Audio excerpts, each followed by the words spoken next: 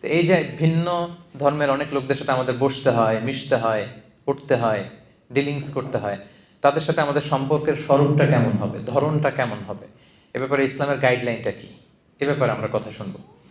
আর মালয়েশিয়াতে বোধ করি এই টপিকটা খুবই রেলেভেন্ট, কারণ এটা একটা মাল্টি রিলিজিয়াস সোসাইটি। এখানে যেমনি আমাদের মালয় ভাইরা, এরা হচ্ছে মুসলিম, এরপর আছে আমাদের তামিল ভাইরা আছে, ওনারা হিন্দু ধর্মাবলম্বী, আমাদের চাইনিজ ভাই বোনেরা আছেন, ওনারা মোস্ট প্রবাবলি বুদ্ধিস্ট, তাই না? বড় ধর্ম ধরলে এই তিনটাই। তো দেখা যায় যে এদের সাথে আমাদের অনেক ব্যবসা বাণিজ্য, নানা ধরনের কিন্তু ডিলিংস হয়ে থাকে। এবং অনেকে আমাকে বলে যে হুজুর আমার একটা কাওয়ান আছে, চাইনিজ কাওয়ান। তো মানে কাওয়ান অর্থবোধের বন্ধু, তাই না? তো আপনাদের এরকম আছে না বিধর্মী কাওয়ান? আচ্ছা, অন্য ধর্মাবলম্বী এরকম কাওয়ান কিন্তু থাকে অনেকের। এরপর এরকম অনেক কেস আমার কাছে এসেছে যে মুসলিম ছেলে আমাদের ইউনিভার্সিটির, সে হিন্দু মেয়েকে বিয়ে করে ফেলছে। তারপর বৌদ্ধ ধর্ম অবলম্বন করতেছে, এরকম চাইনিজ মেয়েকে বিয়ে করে ফেলছে। তারা যদি রিভার্টেড হয়ে মুসলিম হয়ে তারপর আপনার সাথে মুসলিম পুরুষের সাথে বিবাহ বন্ধনে আবদ্ধ হয়, এতে কোনো সমস্যা নেই। কিন্তু যদি সে তার ধর্মে থাকে তখন এটা একটা ক্রাইসিস না? এটা তো একটা বড় সংকট। সে হিন্দু, ছেলে মুসলিম, এখন হবেটা কি? বিয়ে হয়ে গেছে অলরেডি, ভালোবাসা হয়ে গেছে, এদের মধ্যে ফিলিংস হয়ে গেছে, এক্সচেঞ্জ হয়ে গেছে। এই জটিল জটিল ব্যাপারগুলো কিন্তু আমাদের কাছে প্রায় প্রশ্ন আসে। তো আশা করি আপনারা যদি একটু কষ্ট করে শেষ পর্যন্ত মনোযোগ দিয়ে শোনেন, এই রিলেটেড বিষয়গুলো আজকে আপনাদের কাছে আশা করছি ক্লিয়ার হবে। আমরা এই টপিকটাতে মৌলিকভাবে 7টা পয়েন্টকে কাভার করবার চেষ্টা করব। প্রথমে আমরা জানবার চেষ্টা করব, আমাদের মুসলিমদের মধ্যে একটা কনফিউশন কাজ করে যে আমার অমুসলিম বন্ধু থাকতে পারবে কিনা, ভিন্ন ধর্মাবলম্বী বন্ধু রাখা জায়েজ আছে কিনা। অনেকে কোরআনের কিছু আয়াতের অর্থ বা ব্যাখ্যা করতে যে একটু ভুল করে ফেলে আর কি। তো একটু ভুল করার কারণে তারা অনেক সময় বলে থাকে যে মুসলিমদের কোনো নন মুসলিম ফ্রেন্ড থাকতে পারবে না, আমার ফ্রেন্ড শুধু মুসলিমই হইতে হবে, এটা অনেকে মনে করে আর কি। এই ব্যাপারটা আসলে ঠিক কিনা এটা একটু আমরা কভার করব। এরপরে আমাদের অনেক অমুসলিম প্রতিবেশী থাকতে পারে। আমি অনেক ভাইদের বাসায় গিয়েছি, সেখানে দেখেছি যে তার ডানে থাকে তামিল ফ্যামিলি, এদিকে থাকে আবার চাইনিজ ফ্যামিলি। এটা হচ্ছে হিন্দু ফ্যামিলি, এটা বুদ্ধিস্ট, এ হচ্ছে মুসলিম ফ্যামিলি। তো এরা তো আপনার নেইবার। এখন তাদের সাথে আপনার আচরণটা কেমন হওয়া উচিত, ইসলাম আসলে কী বলে, কী গাইডলাইন দেয়। এরপর তারা অমুসলিমরা বা আপনার এরকম নেইবাররা অন্য ধর্মের, তারা যদি আপনাকে কোনো খাবার দেয়, হ্যাঁ, কোনো গিফট দেয়, এটা কনজিউম আপনি করতে পারবেন কিনা। এই প্রশ্নগুলো আমাদের সামনে আসে না অনেক? এগুলো কিন্তু আমাদের সামনে আসে, এটা আমরা কভার করব। এরপর অমুসলিমদের সাথে আমাদের সামাজিক, অর্থনৈতিক, রাজনৈতিক আমাদের যে সম্পর্ক, এই সম্পর্কটা কেমন হওয়া উচিত, ইসলাম কী বলে, এটা বলবো। তারপর অমুসলিমদের মধ্যেও কিন্তু কিছু ভালো লোক আছে। সব অমুসলিম ভিন্ন ধর্মাবলম্বী কিন্তু এক কাতারের না, তাই না?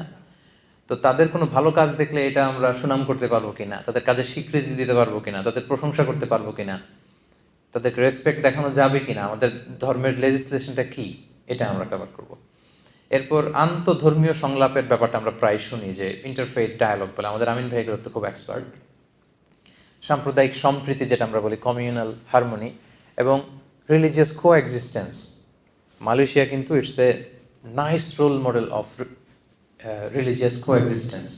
ধর্মীয় সহাবস্থানের জন্য গোটা বিশ্বে মালয়েশিয়া কিন্তু একটা রোল মডেল। 3টা ধর্ম এরা মিলে কি শান্তিতে একসাথে বসবাস করতেছে, এগুলো আমি অ্যাড্রেস করবো আমার আলোচনায়। এবং সব শেষে মুসলিম ল্যান্ডে, মুসলিম ভূখণ্ডে নন মুসলিম বা অমুসলিম সংখ্যালঘুদের অধিকারের ব্যাপারে ইসলাম কি বলে। এই যে কিছুদিন আগে আপনারা কুমিল্লার নানুয়া দিঘির পাড়ে আপনারা শুনেছেন, এক হনুমানের পায়ের মধ্যে কোরআনের কপি রাখা থেকে শুরু করে কি তুল কালাম কাণ্ড হয়ে গেল। সেখানে মুসলিমরা যে আক্রমণ করতেছে হিন্দুদেরকে, হিন্দুরা আবার তেড়ে আসতেছে মুসলিমদের দিকে। এই যে একটা ভয়ঙ্কর অবস্থা। তো এগুলো আসলে অনেক রাজনৈতিক উদ্দেশ্য হাসিলের জন্য, নিজেদের ফায়দা হাসিলের জন্য কিছু দুষ্কৃতিকারীরা কিন্তু এটা করে। আদতে কিন্তু বাংলাদেশে এরকম দাঙ্গার হিস্ট্রি নেই। আমরা কিন্তু আবহমান কাল থেকে হিন্দু মুসলিম একসাথে, মানে একই সাথে আমাদের রোজাও চলে, এদের আবার পূজাও চলে এক সময়। আমরা তাফসির প্রোগ্রাম করলে এরা, এদের ঢোল বাদ্য বাজানোর প্রোগ্রাম থাকলে এরা আকপিস করে দেয়। আবার আমরা যদি আগে জানি ওখানে হিন্দুদের বড় প্রোগ্রাম, আমরা আমাদের তাফসির প্রোগ্রামকে একটু আকপিস করি।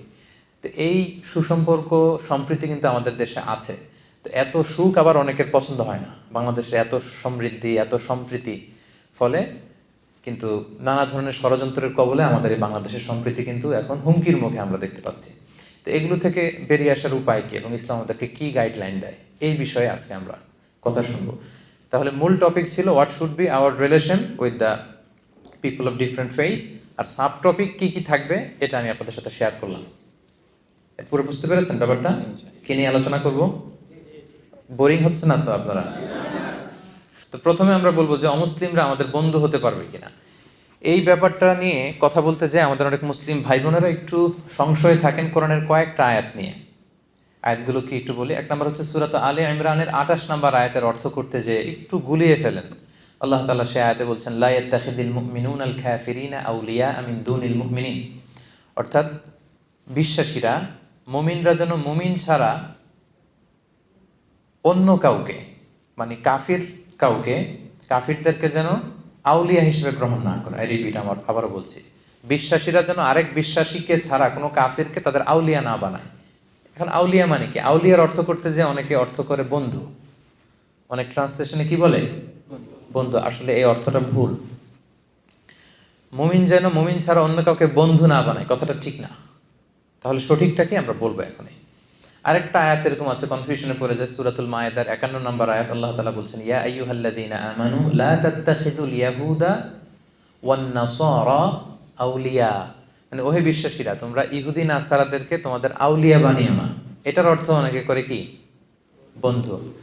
তার মানে এই দুই আয়াতের অর্থ করতে যে অনেকে বলে মুমিন যেন মুমিন ছাড়া কোনো কাফেরকে আউলিয়া না বানায়, মানে বন্ধু না বানায়।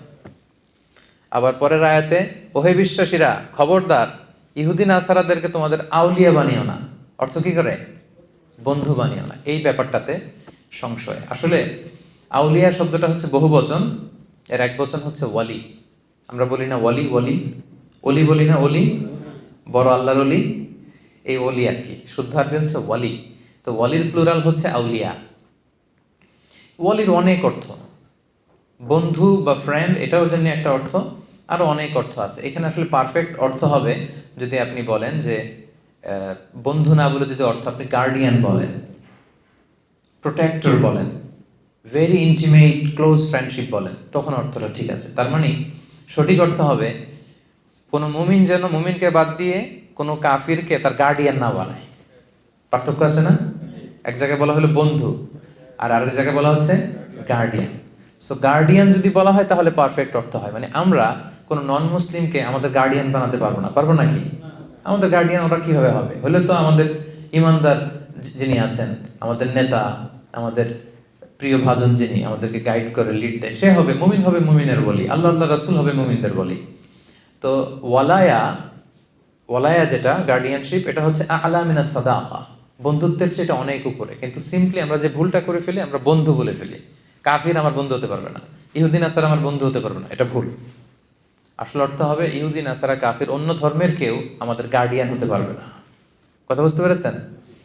তাহলে প্রথম পয়েন্টটা ক্লিয়ার না? বন্ধু হতে কোনো সমস্যা নাই, স্বাভাবিক যে ফ্রেন্ডশিপ এটা হতেই পারে। যে কারোর সাথে হতে পারে না? হতে পারে। এই যে এখানে আপনি আছেন, এই যে কাওয়ান কাওয়ান বলতেছিলাম কেন? আপনাদেরকে বোঝানোর জন্য আর কি। কাওয়ান ওয়ার্ডটা আমার লাগতেছিল আপনাদেরকে বোঝানোর জন্য। তো তারা আপনাদের আসলে কাওয়ান হতে পারে, বন্ধু হতে পারে, কোনো সমস্যা নেই। কিন্তু তাদেরকে ওইরকম লয়াল গার্ডিয়ানশিপ দেওয়া যাবে না, তাদেরকে প্রোটেক্টর হিসেবে নেওয়া যাবে না, কিন্তু স্বাভাবিক বন্ধুত্ব হতে পারে। তাহলে প্রথম যেই আমাদের মিসকনসেপশন, এটা আপনাদের কাছে ক্লিয়ার হয়েছে? ক্লিয়ার। এটা আরো ক্লিয়ার হবে আপনাদের কাছে আমি যদি কোরআনের আরেকটা আয়াতকে এখানে রেফার করি, সূরাতুল মুমতাহিনার 8 নম্বর আয়াত, যে আয়াতটি দিয়ে আমি আজকের আলোচনা শুরু করেছি। সেখানে আল্লাহ তাআলা বলছেন লা ইয়ানহাকুমুল্লাহু আনিল্লাযীনা লাম ইউকাতিলুকুম ফিদ-দীন ওয়া লাম ইউখরিজুকুম মিন দিয়ারিকুম আন তাবাররুহুম ওয়া তুকসিতু ইলাইহিম ইন্নাল্লাহা ইউহিব্বুল মুকসিতিন। এর মানে হচ্ছে যারা অমুসলিমদের মধ্য থেকে যারা তোমাদের সাথে যুদ্ধ করে না আর তোমাদেরকে তোমাদের ঘরবাড়ি থেকে তাড়িয়ে দেয় না, তাদের সাথে ভালো আচরণ করতে কিন্তু আমি আল্লাহ নিষেধ করি নাই। তাদের সাথে মহানুভবতা দেখাতে, ন্যায়পরায়ণতা দেখাতে, সুন্দর আচরণ দেখাতে কিন্তু আমি আল্লাহ নিষেধ করি নাই, বরং এটাই আমি আল্লাহর আদেশ। কারণ ইন্নাল্লাহা ইউহিব্বুল মুকসিতিন, আল্লাহ তাআলা ন্যায়পরায়ণ যারা আছে তাদেরকে পছন্দ করে। অন্যের প্রতি যারা দয়া দেখায় তাদেরকে আল্লাহ তাআলা কি করে? পছন্দ করে। তাহলে আমরা কিন্তু বুঝতে পারলাম দুইটা কাজ যারা করে তাদের সাথে আমাদের সমস্যা, কিন্তু এই দুইটা কাজ যে সমস্ত অমুসলিমরা করছে না আমাদের সাথে, তাদের সাথে আমাদের কোনো ঝামেলা নাই।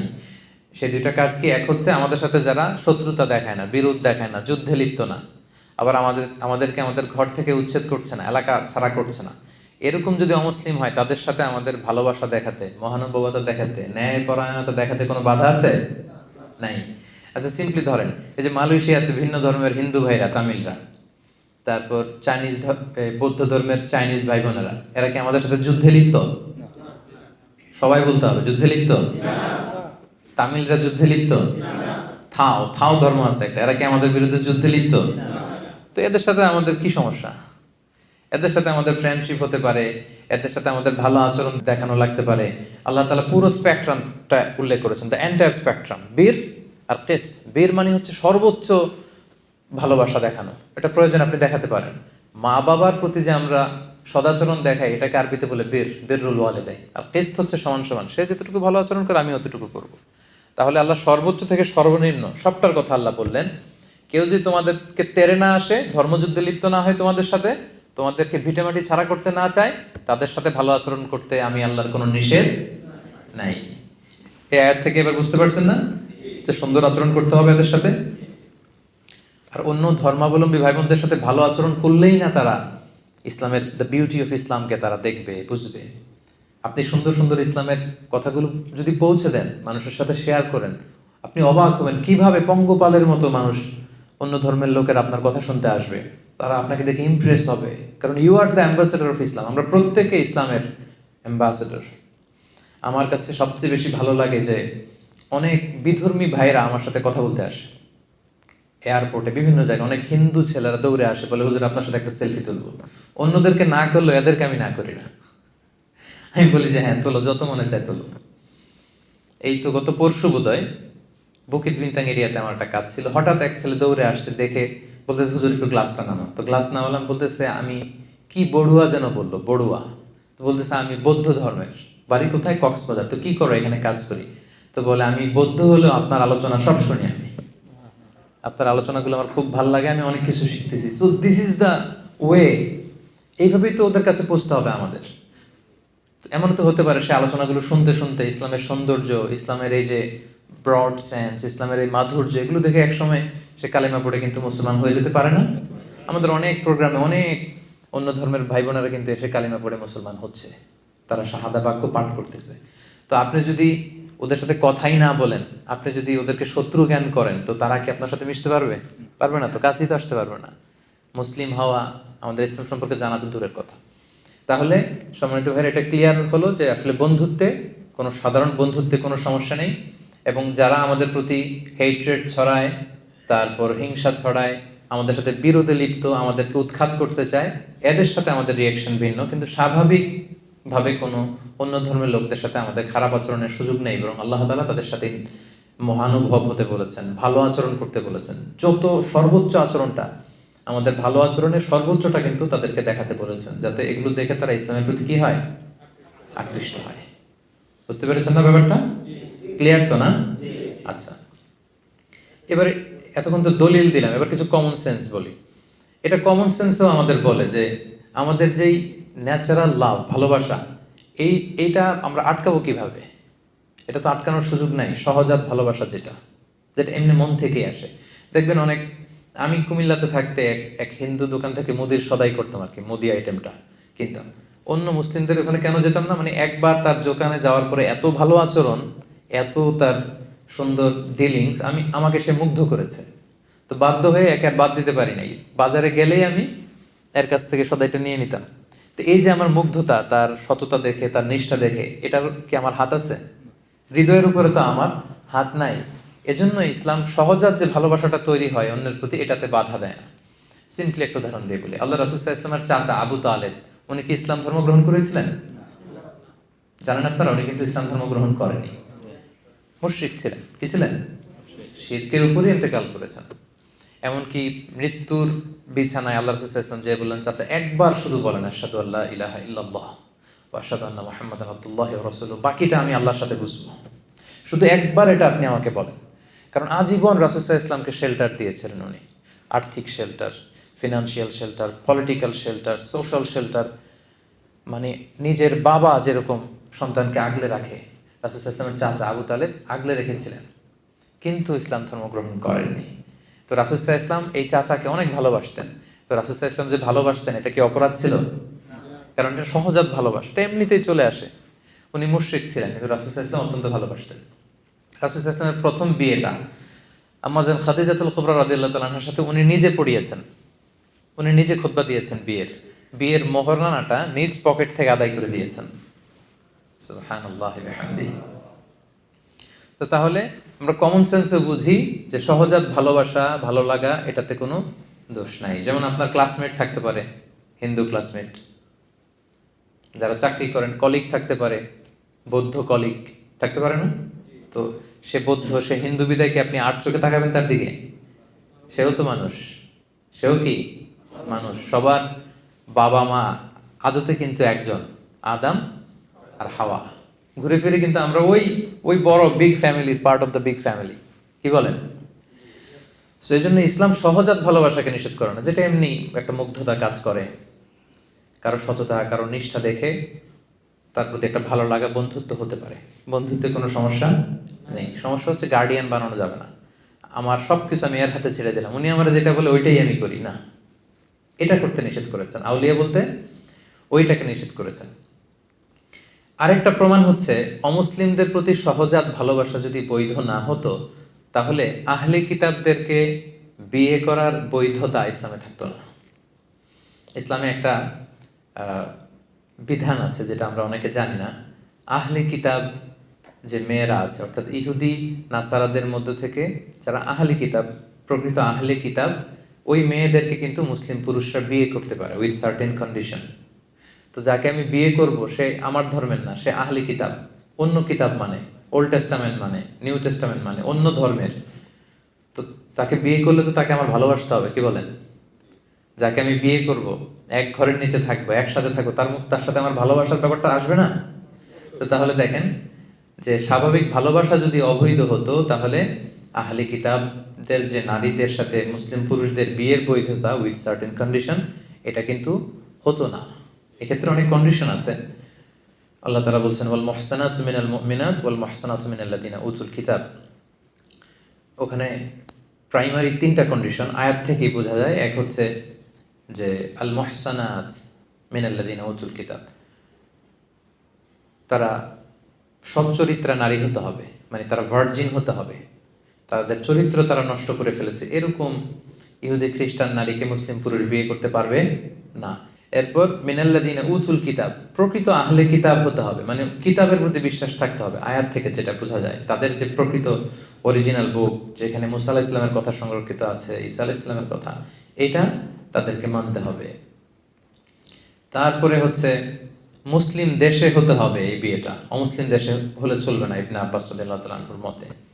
এরপর আরো অনেক স্কলাররা মত দিয়েছেন যে তাদের সাথে শিরকের অ্যাটাচমেন্ট থাকতে পারবে না। সো এইভাবে অনেক কন্ডিশন। এই প্রসঙ্গটা আনার উদ্দেশ্য এটাই যে সহজাত ভালোবাসা যদি বৈধ না হতো, মুমিন নারী ছাড়া আহলে কিতাবদের নারীদেরকে বিয়ে করা আমাদের জন্য বৈধ হতো না।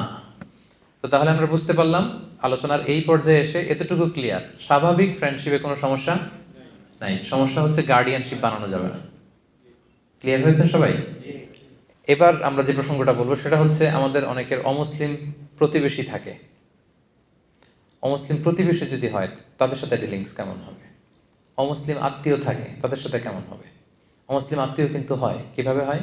বাংলাদেশে অনেক এরকম ছেলে আমাদের হাতে শাহাদা পাঠ করে মুসলমান হয়েছে। ছিল হিন্দু, ছিল কি, এখন শাহাদা পাঠ করে মুসলমান, নামাজ পড়া শুরু করছে। এর বাবা আর মুসলমান হয় নাই, মাও মুসলমান হয় নাই। তাহলে বাবা মা রয়ে গেছে কি হিন্দু, আর ছেলে হয়ে গেছে কি মুসলিম। এই যে এই ছেলের আত্মীয়, বাবা মা হিন্দু, ভাই হিন্দু, সবাই হিন্দু, সে হয়েছে শুধু মুসলমান। এখন তার সাথে তার ফ্যামিলির সম্পর্কটা কেমন হবে? দেখি ইসলাম কি বলে। প্রথম আমি যদি প্রতিবেশীর কথা বলি, দেখেন রাসূল সাল্লাল্লাহু আলাইহি ওয়াসাল্লাম একটা ছোট্ট হাদিস শোনাবো, শুনলেই আপনি বুঝতে পারবেন। সহিহ মুসলিমের হাদিস নাম্বার 47। আল্লাহ রাসূল সাল্লাল্লাহু আলাইহি ওয়াসাল্লাম বলেন, মান কানা ইউমিনু বিল্লাহি ওয়াল ইয়াউমিল আখির ফালইউকরিম জারাহু। যে আল্লাহয় বিশ্বাস করে, আখিরাতে বিশ্বাস করে, সে যেন প্রতিবেশীকে সম্মান করে।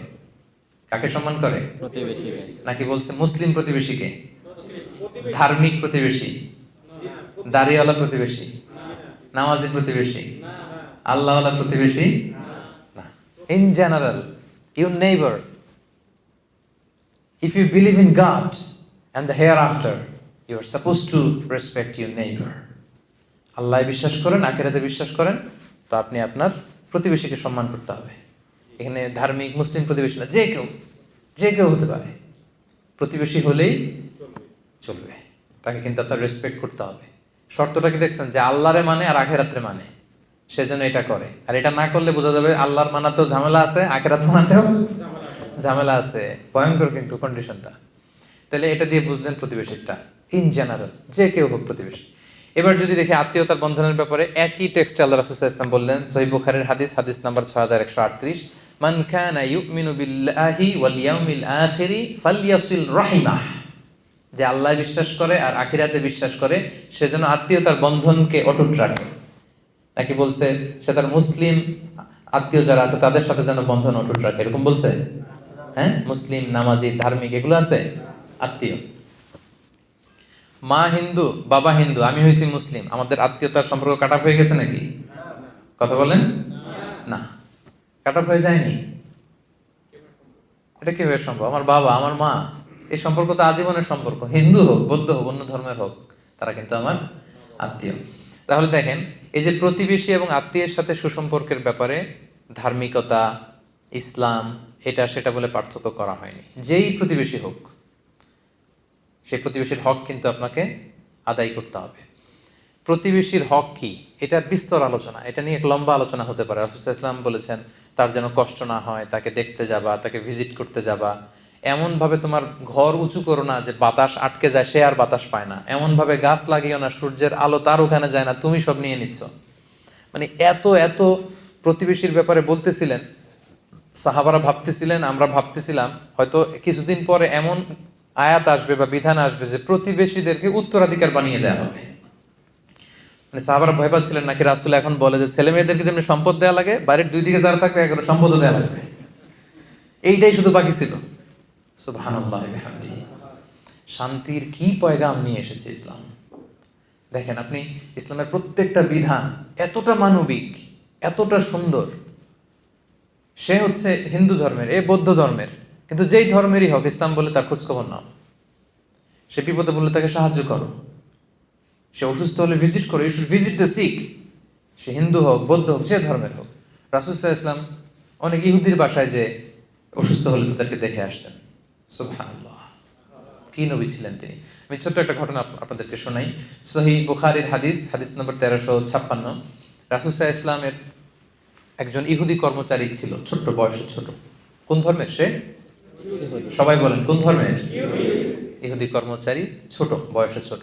আমি টেক্সটটা পড়ি। আনাস রাদিয়াল্লাহু তাআলা আনহু বলেন, কানা গুলামুন ইয়াহুদিয়ুন ইয়াখদুমুন নাবিয়্যা সাল্লাল্লাহু আলাইহি ওয়াসাল্লাম।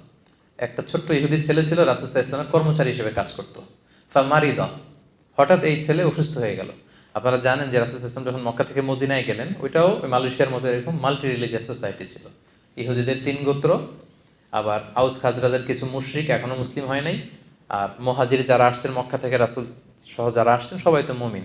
তাহলে মুমিন আছে, মুশরিক আছে, আবার ইহুদি আছে, অনেকগুলো হয়ে গেল না? পাশে আবার খ্রিস্টান ট্রাইব আছে নাজরানের আশেপাশে। তো রাসূল সাল্লাল্লাহু আলাইহি ওয়াসাল্লাম এই ছেলেকে ভাড়া করছেন কাজের জন্য।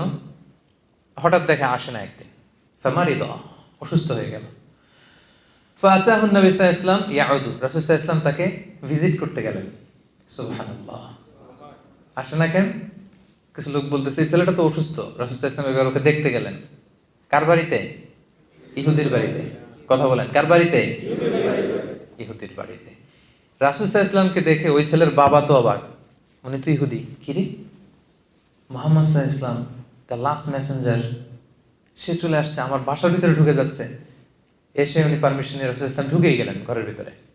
ফাকাআদা ইনদা রাসিহি, ওই ছোট্ট ছেলেটা মুমূর্ষু অবস্থা, জান যায় প্রায়, মাথার পাশে রাসূল সাল্লাল্লাহু আলাইহি ওয়াসাল্লাম বসলেন।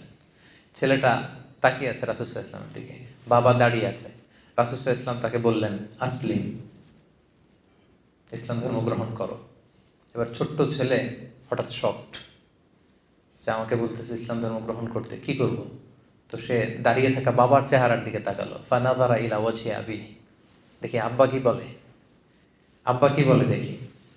তো তার বাবা রাসূল সাল্লাল্লাহু আলাইহি ওয়াসাল্লামের আচরণ, রাসূল সাল্লাল্লাহু আলাইহি ওয়াসাল্লামের ব্যক্তিত্ব দেখে এতটাই মুগ্ধ, কিং কর্তব্য বিমূঢ় হয়ে সে বলতে আরম্ভ করলো, ফাকাল লাহু আতি' আবুল কাসিম সাল্লাল্লাহু আলাইহি ওয়াসাল্লাম। ছেলেকে বলতেছে, ঠিক আছে, উনি যা বলে তাই করো। সুবহানাল্লাহ। আবুল কাসেম, রাসূল সাল্লাল্লাহু আলাইহি ওয়াসাল্লামের সন্তানের নাম ছিল কাসেম। আবুল কাসেমের আনুগত্য করো, যা বলে তাই করো। তখন ছেলেটা বলতে আরম্ভ করলো, আশহাদু আল্লা ইলাহা ইল্লাল্লাহ ওয়া আশহাদু আন্না মুহাম্মাদার রাসূলুল্লাহ। ফাসলামা, সে শাহাদা বাক্য পাঠ করে মুসলমান হয়ে গেল। ফাখারাজা রাসূলুল্লাহ সাল্লাল্লাহু আলাইহি ওয়াসাল্লাম, রাসূল সাল্লাল্লাহু আলাইহি ওয়াসাল্লাম এবার ঘর থেকে বের হলেন। ইয়াকুল, এই বলতে বলতে বের হলেন, আলহামদুলিল্লাহিল্লাযী আনকাযাহু মিনান নার, প্রশংসা সে আল্লাহর, যে আল্লাহ একজন জাহান্নামীকে মুহূর্তের মধ্যে জান্নাতি বানিয়ে দিয়েছে। এই শাহাদা বাক্য, এই বিশ্বাসটুকু হৃদয়ে ধারণ করার আগে আমার এই গোলাম ছিল জাহান্নামী, আহলুন নার, আগুনের অধিবাসী। সে আল্লাহর প্রশংসা যে মুহূর্তের মধ্যে তাকে জান্নাতের অধিবাসী বানিয়েছে। সুবহানাল্লাহ। সহিহ বুখারীর হাদিস। এটা কেন আমি এখানে উল্লেখ করলাম, যে রাসূলুল্লাহ সাল্লাল্লাহু আলাইহি ওয়াসাল্লাম ইহুদির বাসায় যে অসুস্থকে ভিজিট করতেন, আর আমরা মুসলিম ভাই আরেক মুসলিমের খবর নেই না। আমরা তো মুমিন, ইমানের বন্ধনে আমরা আবদ্ধ, আমরা একে অপরের সাথে সুসম্পর্ক বজায় রাখি না। রাসূল সাল্লাল্লাহু আলাইহি ওয়াসাল্লাম ভিন্ন ধর্মাবলম্বীদের ঘরে যে তিনি ইসলামের বাণী পৌঁছিয়েছেন। ইসলাম তো এইভাবে প্রচার হয় নাই, আমরা তো জন্মসূত্রে ইসলাম পেয়েছি, এই জন্য এটার মর্ম বুঝি না। জন্মাই দেখি যে আজান, তারপর একামত, দেখি যে কোরআন, হাদিস, ওয়াজ, মাহফিল। কিন্তু নবীরা প্রতিটা পদে পদে নিজেদেরকে প্রমাণ করে করে ইসলামের এই বাণীকে কিন্তু প্রচার করতে হয়েছে। আল্লাহ রাসূল সাল্লাল্লাহু আলাইহি ওয়াসাল্লাম ওনার আচরণ দিয়ে, ব্যক্তিত্ব দিয়ে এভাবে ইসলামের পয়গাম পৌঁছিয়েছেন। তবে সম্মানিত সুধী, আমার প্রতিবেশী যে ধর্মের হোক, যে ধর্মের হোক, প্রতিবেশীর খোঁজ খবর আমাকে নিতে হবে। এখন থেকে পারবেন না আপনারা? আশেপাশে যারা থাকে, যে ধর্মের হোক, একটু খোঁজ নেন। অসুস্থ হলে কিছু নিয়ে যান, সামান্য ফল নিয়ে যান, একটু খোঁজ খবর রাখার চেষ্টা করেন। এটা হচ্ছে ইসলামের শিক্ষা। তাহলে প্রতিবেশী গেল। এবার আমরা যদি আত্মীয়তার কথা বলি, যে প্রফেটের টাইমে এরকম হয়েছে যে বাবা মুশরিক, ছেলে হচ্ছে মুসলিম, এরকম অনেক হয়েছে। আবার সহিহ বুখারীর আরেকটা হাদিস আপনাদের শোনাবো, হাদিস নাম্বার 3183। আল্লাহ রাসূল সাল্লাল্লাহু আলাইহি ওয়াসাল্লামের স্ত্রী আম্মা জান আয়েশা রাদিয়াল্লাহু তাআলা আনহা, ওনার বড় বোন আসমা বিনতে আবি বকর। বড় বোনের নাম কি? আসমা বিনতে আবি বকর। ওনারা আবার সহোদরা বোন ছিলেন না, মানে আপন বোন না। আবু বকর রাদিয়াল্লাহু তাআলা আনহু একাধিক বিয়ে করেছিলেন। আয়েশা রাদিয়াল্লাহু তাআলা আনহুর মা একজন, আসমা ওনার মা আরেকজন। আর আসমা অনেক বড় ছিল, 12 বছর বড় ছিল আয়েশা রাদিয়াল্লাহু তাআলা আনহা থেকে। তো হিজরত করে যখন উনি চলে এসেছেন, জুবাইর ইবনুল আওয়াম রাদিয়াল্লাহু তাআলা আনহু হচ্ছে ওনার হাজবেন্ড। তো মদিনাতে যখন চলে এসেছেন, এরপর হুদাইবিয়ার সন্ধি যখন হলো 6ষ্ঠ হিজরিতে, হুদাইবিয়ার পরে মক্কা থেকে মদিনায় আসা যাওয়ার শিথিল করা হলো নিয়ম। এই যে কিছুদিন আগে আমাদের ইন্টারস্টেট ব্যান করা ছিল না, এরপরে কি করা হলো? শিথিল করা হলো যে ইন্টারস্টেট করা যাবে। তো এই সন্ধি হওয়ার আগে যুদ্ধ পরিস্থিতি ছিল। পিস এগ্রিমেন্ট যখন হলো হুদাইবিয়ার, তখন মক্কার লোক মদিনায় আসতে পারে, মদিনার লোক মক্কা যেতে পারে। তো এখন আসমার মা আবু বকর রাদিয়াল্লাহু তাআলা আনহুর স্ত্রী, ওনার নাম হচ্ছে কুতাইলা, কুতাইলা বিনতে আব্দুল উজ্জা। তিনি ছিলেন মুশরিকা, তিনি কি? আর মেয়ে আসমা হচ্ছে মুসলিমা। তাহলে মা মুশরিক, মেয়ে মুসলিমা। তো এখন মেয়েকে মিস করতেছেন, মেয়েকে দেখার জন্য উনি মক্কা থেকে মদিনায় আসেন। কিন্তু আসমা রাদিয়াল্লাহু তাআলা আনহা, উনি মায়ের কাছে যায় না। ওনার ধারণা আমি হচ্ছি মুসলিমা আর উনি হচ্ছেন মুশরিকা। হ্যাঁ, মুশরিকরা হচ্ছে নাজিস, অপবিত্র, আমি আমার মায়ের কাছে যাব না। আর সে যেহেতু আমার ভিন্ন ধর্ম অবলম্বন করে, ভিন্ন ফেথ, তো তার সাথে আমার কোনো সম্পর্ক নেই। ওনার কাছে ব্যাপারটা ক্লিয়ার ছিল না। তো উনি মা এসে বসে আছে, অনেক গিফট নিয়ে আসছে, সেই মদিনা থেকে মক্কা আপনারা জানেন কত মাইল দূর। আর এখন তো আমরা গাড়িতে চলে যাই, তখন সে ওটে করে, ঘোড়ায় করে লম্বা কষ্টের সফর শেষে আসতে হতো। উনি এসেছেন, কিন্তু মেয়ে তো দরজা খোলে না, মেয়ে যায় না। অনেক দিন ধরে উনি মদিনায় অপেক্ষা করলেন, মেয়ের সাথে দেখা পায় না। পরে উনি কনফিউশন দূর করার জন্য আল্লাহ রাসূল সাল্লাল্লাহু আলাইহি ওয়াসাল্লামের কাছে গেলেন, যে বললেন, ইয়া রাসূলুল্লাহ, ইন্না উম্মি কদিমাত আলাইয়া, আমার মা তো মক্কা থেকে মদিনায় এসেছে আমার সাথে মিট করার জন্য। মুশরিকা, ইন্না মুশরিকা ইয়া রাসূলুল্লাহ, আপনি তো জানেন যে আমার মা তো এখন ইসলাম ধর্ম গ্রহণ করেনি। আফা আসিলুহা ইয়া রাসূলুল্লাহ, আমি কি আমার মায়ের সাথে আত্মীয়তার বন্ধনকে বজায় রাখবো, নাকি এখন যে তাকে বর্জন করেছি, কথা বলা বন্ধ করেছি, এটাই ঠিক রাখবো? আল্লাহ রাসূল সাল্লাল্লাহু আলাইহি ওয়াসাল্লাম বললেন, হ্যাঁ অবশ্যই, নাম সিলিহা, বজায় রাখবে মানে অবশ্যই অবশ্যই অবশ্যই তুমি তোমার মায়ের সাথে আত্মীয়তার বন্ধনকে অটুট রাখবে। যাও আচ্ছা, তুমি